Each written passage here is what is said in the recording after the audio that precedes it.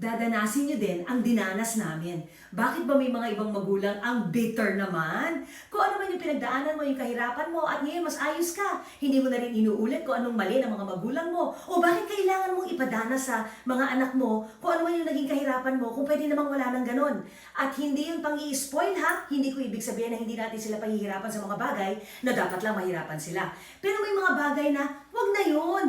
Hindi naman nag-work yun eh, hindi naman uubra yun eh. Yung kahirapan na hindi naman revenge dapat ang parenting. Parenting is about redemption. We're trying to do a better job now. Dahil natuklasan na natin kung ano ang mga mali. So yung mga mali, yung mga hindi na dapat, bakit kailangan mo ipadanas? Huwag tayo masyadong bitter. Gets ko kayo. Minsan kasi talagang iritang-irita tayo sa mga anak natin, di ba?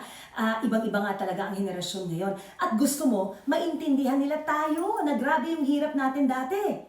Pero may tip ako sa inyo, bago kasi tayo maintindihan ang mga anak natin, kailangan natin muna sila maintindihan eh. It goes that way because tayo yung mas matanda. Tayo talaga yung bigger person na tinatawag. So hindi natin pwede ipilit na grabe kayo, ang dali ng buhay nyo ngayon, pag naging magulang kayo, lagot kayo. Hindi sila makarelate. Kaya pwede na natin tigilan yung ganyan. Kung gusto ninyo maintindihan kayo ng mga anak ninyo, unang-una, kailangan natin muna sila maintindihan. And we have to break the pain. Don't pass it on. Think about that.